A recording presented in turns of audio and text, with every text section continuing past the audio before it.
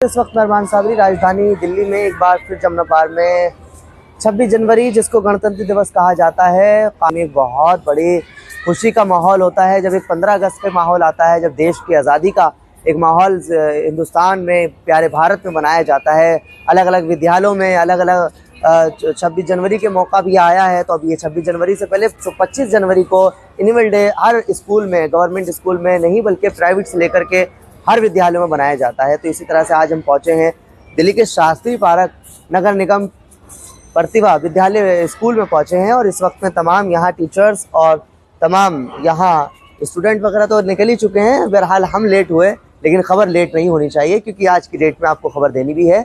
मेरे साथ में सबसे पहले इसी स्कूल की प्रधानाचार्य बिल्कुल जुड़ने जा रही है। क्या कुछ नाम है, क्या कुछ आज का प्रोग्राम हुआ और अपने परीक्षा के साथ जरा बताइए हमें। आपका नेम? मेरा नाम एवलन प्रतिमा पॉल है। मैं शास्त्री पार्क एक्सटेंशन में प्रिंसिपल के पद पे हूँ और पिछले हम 1 साल से यहाँ पर हैं। बाकी ये हमारे स्कूल से पढ़ के खैरुनिशा मैम जो है वो आज हमारे चीफ गेस्ट के रूप में आई हुई हैं।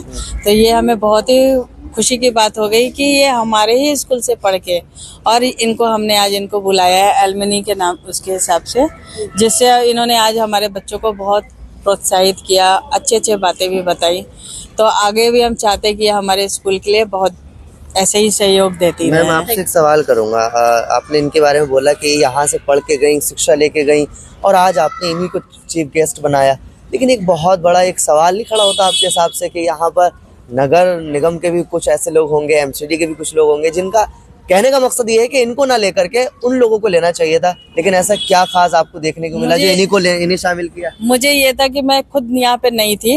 मुझे निगम पार्षद भी हो सकते थे यहाँ पर, तो इस समय हमें निगम पार्षद का तो अभी बुलाना नहीं था ना, क्योंकि ये अभी इलेक्शन का टाइम चल रहा है, तो इसलिए हम नहीं बुला सकते। तो हमें ऑफिस से ही ऑर्डर मिली हुई थी कि जो अपने विद्यालय में पढ़ के गए हुए हैं उनमें से ही आपको किसी को बुलाएं। तो ये है नहीं, काफी लोग होंगे, क्यों? मुझे पता नहीं था। जब इन्होंने बताया तो मैंने इनको ही बोला कि चलो इस समय इनको ही बुला लेते हैं, आगे इनसे बात करिए। वो अभी एज के हिसाब से जो बच्चे आज के वक्त में स्कूलों में पढ़ते हैं, एज केजी को तो स्टार्टिंग हो या फिर लास्ट टाइम तक, कुछ बच्चे ऐसे होते हैं, मैं आपसे एक सवाल करूंगा कि स्कूल को अपनी ज़िंदगी में ये एक बहुत बड़ा विषय मानते हैं कि नहीं पढ़ के कुछ नहीं होने वाला सिवाय कुछ और होने के, यानी उनकी ज़िंदगी संवर नहीं पाती। वो उनकी ऐसी सोच बन चुकी है आज की नस्लों की।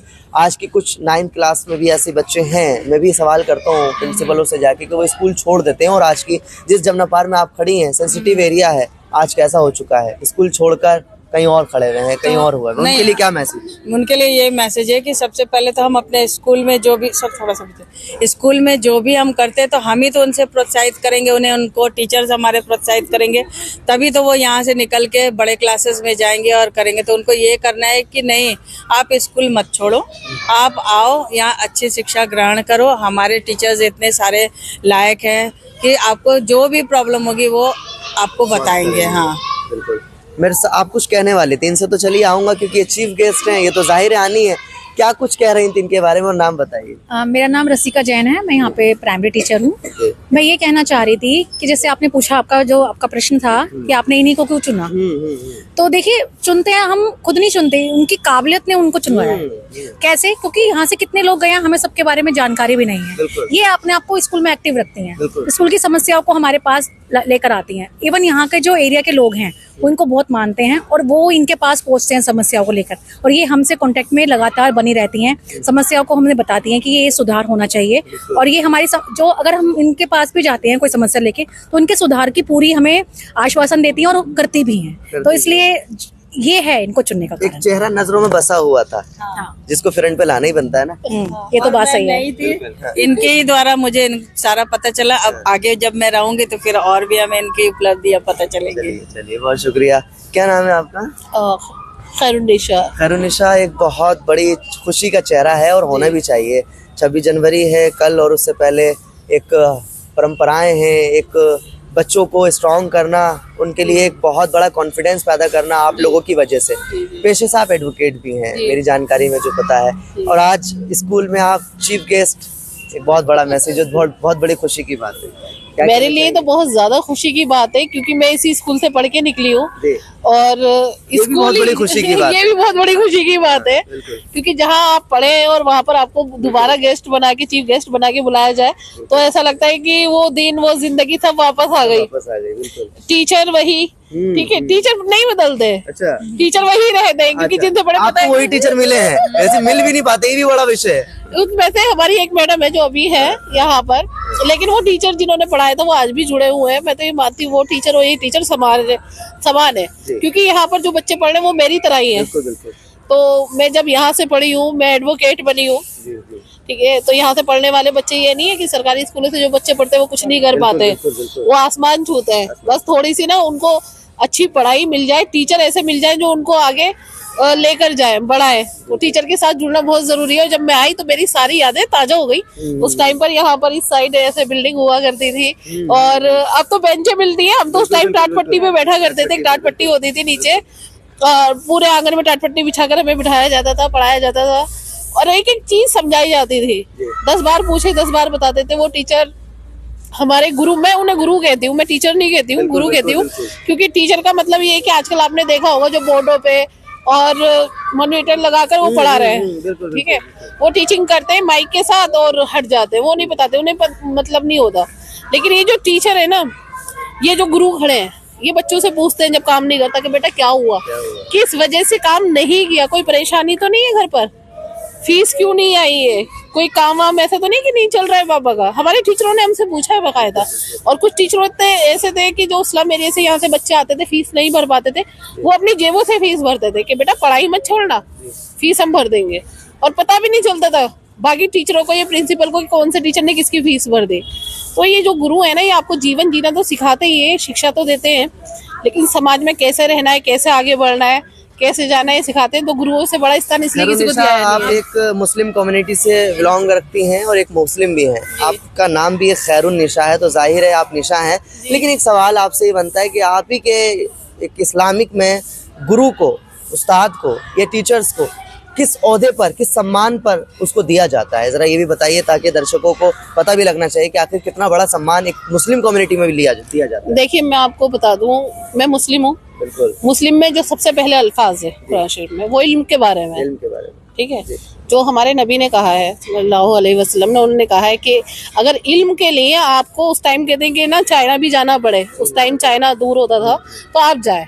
तो सबसे पहले जो अहमियत दी गई है वो इल्म को दी गई है, और उसमें कोई बाउंडेशन नहीं है लड़के को या लड़की को। लोग कहते हैं कि लड़कों को पढ़ाओ, लड़कियों को मत पढ़ाओ, इल्म सबके लिए है। तो मैं यही कहूंगी, मुस्लिम में सबसे पहले जो तवज्जो दी गई है वो इल्म को दी गई है, और इल्म बहुत जरूरी है, दुनियावी और दीनी भी, दोनों इल्म होने जरूरी है। लोग कहते हैं कि दीन का सिर्फ पढ़ाओ आप दुनिया नहीं, रहे तो हम इसी दुनिया में रहे ना, दुनिया को जानना है, दुनिया में आगे पढ़ना है, तो दुनिया के हिसाब से रहना पड़ेगा और इल्म सीखना पड़ेगा। और लड़कियों को जो जिन्होंने घरों में रख रखा है कि हम नहीं पढ़ाएंगे, वो गलती कर रहे हैं, क्योंकि एक लड़की पढ़ती है तो पूरा खानदान पढ़ाती है, लड़का पढ़ता है तो वो वहीं तक रहता है सीमित। तो इसलिए लड़कियों को भी पढ़ाएं, लड़कों को भी पढ़ाएं। एजुकेशन बहुत जरूरी है लाइफ में, जीने के लिए, आगे बढ़ने के लिए। अब देखिए, जैसे मैं एडवोकेट हूँ, बहुत सारे मसले ऐसे होते हैं डिवोर्स के आगे, किसी का हस्बैंड खराब है, पीटता है, मारता है, और वो लड़की अनएजुकेटेड होती है, तो उससे प्रॉब्लम होती है। अगर वो पढ़ी लिखी होती, अपने पैरों पे खड़ी होती, या टीचर लग जाती, वकील बन जाती, कुछ कर लेती लाइफ में, तो उसको ये चीजें झेलनी नहीं पड़ती। बहुत ज्यादा चीजें हम देखते हैं खराब हो चुकी है हमारे समाज में, और मुस्लिमों में तो बहुत ज्यादा ही है। और उसकी वजह ये भी है कि उन्हें इस्लामी कानून नहीं पता, शरिया कानून की नॉलेज ही नहीं है, शरिया कानून की नॉलेज नहीं है, और ना ही इनको इंडियन कानून की नॉलेज है। जिसने जैसा कह दिया वो समझ लिया और उठ के वो कोर्ट आ जाते हैं। तो बहुत सारी चीजें समाज में आएंगी, चीजें कर रहे हैं, हम इस पे भी काम कर रहे हैं। हमारी कोशिश होती है कि जो ये मैट्रिमोनियल्स के मैटर हैं मुस्लिम या वैसे, हम उनको फ्री ऑफ कॉस्ट उनका सेटलमेंट कराते, काउंसलिंग कराते हैं, और बाहर के बाहर उनको कहते हैं भाई फैमिली की अहमियत उन्हें बताते हैं। क्योंकि क्या हुआ है कि जॉइंट फैमिली का जैसे ही कॉन्सेप्ट खत्म हुआ है, रिश्तों को समझना लोगों ने छोड़ दिया। क्योंकि जो वो बड़े होते हैं ना, वो लोग उनको बोझ समझने लगे, जबकि वो ना ज्ञान का खजाना होते हैं। वो बताते हैं, वो उस समाज से, उस टाइम से गुजर के आए हुए होते हैं, वो अपना एक्सपीरियंस शेयर करते हैं कि भाई लाइफ को ऐसा जीना है। लोगों को लगता है कि ये हमें बाउंड कर रहे हैं या हमें टोक रहे हैं, वो टोक नहीं रहे, वो आपको अवेयर कर रहे होते हैं कि आगे ये प्रॉब्लम आने वाली है, और आ भी रही है, आ भी रही है। आप देख लीजिए कितनी तेजी से केसेस बढ़े हैं, कितनी तेजी से शादियां टूट रही हैं, रिश्तों को अहमियत नहीं दी जा रही है। तो बहुत सारी कमियां हैं, अगर गिनानो बैठूंगी तो बहुत हो जाएंगी जी। तो चलिए बहुत शुक्रिया खैरुनिशा। मेरे साथ में मैडम जुड़ने जा रही हैं इसी प्रतिभा विद्यालय स्कूल से। क्या कुछ कहना चाहेंगे अपने परीक्षा के साथ? मेरा नाम वर्षा है, मैं भी प्राइमरी टीचर हूँ। मैं ये कहना चाहती हूँ जैसे मैम के लिए एक प्राउड मोमेंट है, ऐसे हमारे लिए भी उनसे ज्यादा प्राउड मोमेंट है कि जो हमारे यहाँ से पास आउट हुए हैं वो हमारे यहाँ एज ए चीफ गेस्ट रहे हैं। तो ये बच्चों के लिए एक एग्जाम्पल सेट किया है उन्होंने कि जरूरी नहीं है गवर्नमेंट स्कूल के बच्चे कुछ बन नहीं सकते, ठीक है। वो मैम एग्जाम्पल है और आज बहुत बच्चों को इससे इंस्पिरेशन भी मिली है। लोग कहते हैं कि गवर्नमेंट स्कूल में पढ़ाई नहीं है, खाली टाइम पास है, टीचर आती है अपने वक्त पूरा करके जाती हैं। इसके लिए क्या मैसेज देना चाहेंगे उन लोगों के लिए? नहीं, ऐसा कुछ हम और आप खुद गवर्नमेंट स्कूल से क्लियर होकर आए हैं। हाँ जी, ऐसा नहीं है।